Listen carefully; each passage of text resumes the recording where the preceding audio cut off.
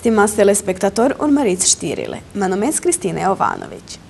Administrația municipiului Vârșeț invită toți cetățenii care dețin informații cu privire la utilizarea neîntemeiată a terenurilor agricole, care este în proprietatea statului, să raporteze aceste cazuri autorităților, fără obligația de identificare personală.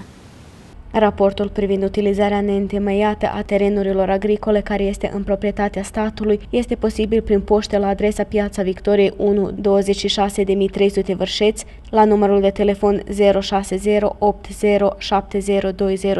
sau prin e-mail la adresa uzurpațiazemlișta@vrsaț.org.rs. Municipiul Vârșeț va organiza împreună cu instituțiile relevante proceduri legale de stabilire a faptelor și a sancțiunilor în scopul de a preveni beneficiile obținute ilegal și astfel micșorarea veniturilor sau TVA-ului în bugetul Republicii, Provinciei Autonome Voivodina și a municipiului Vârșeț. Ministerul Afacerilor Interne al Republicii Serbia de la 1 iulie și până la 1 noiembrie pune în aplicare acțiunea de legalizare a armelor. Proprietarii de arme, indiferent dacă aceasta sunt persoane fizice sau juridice, pot depune toate tipurile de arme și muniții la cel mai apropiat departament de poliție sau secția de poliție, fără a fi nevoie să dovedească originea armelor și muniției și nu răspund pentru achiziționarea neautorizată a armelor.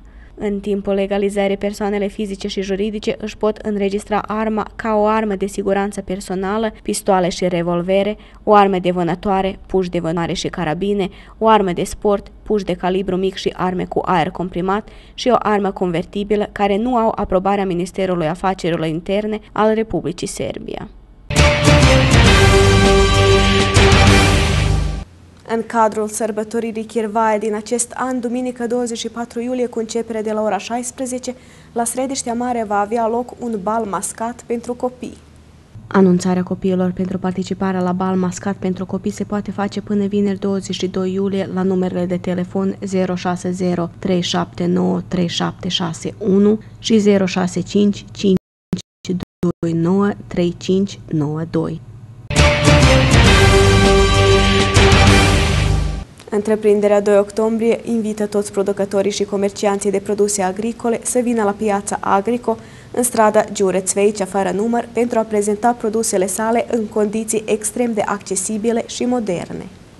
Svesni činjenice da je Având în vedere că nu de mult la Vârșeț a fost construită o piață modernă și bine echipată sub denumirea Agrico și că ea funcționează, însă nu cu capacitatea la maxim, angajații care au responsabilitatea de a avea grijă de această piață și de bună desfășurare a activităților și a afacerilor la piață au adus hotărârea ca prin anumite beneficii să îmbunătățească afacerile în cadrul pieței Agrico. Totodată, conștienți de faptul că este vară și că în lunile iulie, august și septembrie oferta produselor agricole pe piață este cea mai diversă, deci numărul de produse oferite este cel mai mare, dar și cantitatea unui produs este la fel cea mai mare, ne-am decis la acest pas. În acest sens, ca să eliberăm ștandurile de la Piața Verde care sunt umplute la maxim și să folosim capacitățile pieței Agrico, chiar și dacă ele sunt limitate când este vorba de numărul de ștanduri, dar și când este vorba de suprafața care se poate folosi, ne-am decis la această acțiune. Avem ideea să creăm condiții ca în perioada următoare să funcționeze ambele piețe, să fie confortabil și pentru utilizatorii noștri, dar și pentru cetățenii care sunt clienți. Ar fi bine ca ambele piețe să funcționeze cu o capacitate semnificativă, însă această idee nu se poate realiza de la sine, ci trebuie să se ia unele măsuri pentru a se îndeplini aceste cereri. Ieri a fost deschis un concurs public care subînțelege acordarea unor subvenții menite producătorilor agricoli care la Piața Verde existentă deja au ștandul său. Dorim ca ei să primească sprijin pentru a putea munci la ambele piețe. Prin aceasta motivăm producătorii și comercianții să vină și la Piața Agrico. Ei vor putea să folosească tot echipamentul care ridică standardul de desfășurare a afacerilor și care vor fi și mai concurenți. Considerăm că numărul de clienți se va mări, fiindcă această piață le este mai aproape unor clienți, dar condițiile sunt excelente în acest obiectiv. Suntem conștienți că prin aceasta nu se pot rezolva toate problemele, însă suntem pregătiți să auzim toate sugestiile, să facem o analiză și să implementăm cele mai bune soluții. Sperăm că o astfel de reclamă și un astfel de anunț va avea un rezultat excepțional, care va avea ca urmare mărirea standardului comercianților, dar și a clienților. Din cauza oamenilor din străinătate care au făcut donații cu scopul de a realiza construirea unei piețe precum este aceasta, suntem datornici să facem totul ce e posibil pentru ca această piață să funcționeze așa cum trebuie. Ea funcționează, însă capacitățile ei nu sunt folosite la maxim.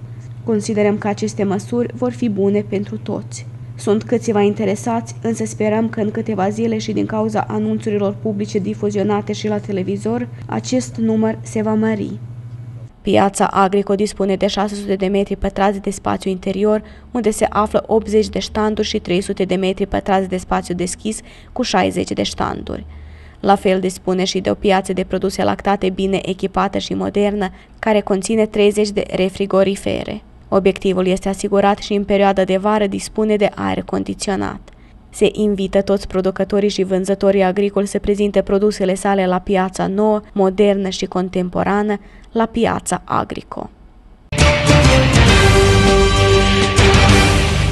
Odată cu sosirea condițiilor meteorologice mai favorabile, a început și sezonul când circulația motoretelor și motocicletelor în trafic este mai intensă.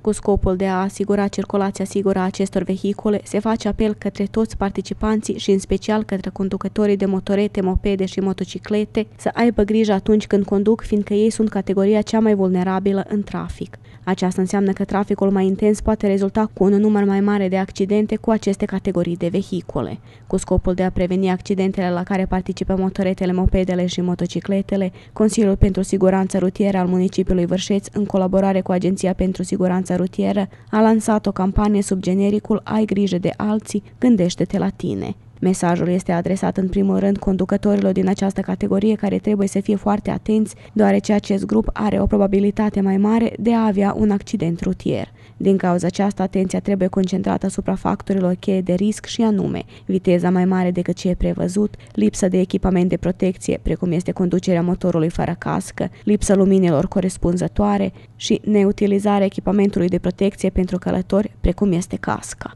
Consiliul pentru Siguranță Rutieră al municipiului Vârșeț apelează la conducători de motociclete și motorete să respecte normele și regulile de circulație, deoarece în acest mod se protejează și pe ei înșiși, dar și pe ceilalți participanți la trafic. În cadrul Cupei Elen, care a început astăzi la Vârșeț, în acest an va avea loc cel de-al 8-lea turneu memorial sub genericul Ognen Mandici. Organizatorii sunt KMF Forum, Agenția de Publicitate Devotion și Berăria din Apatin.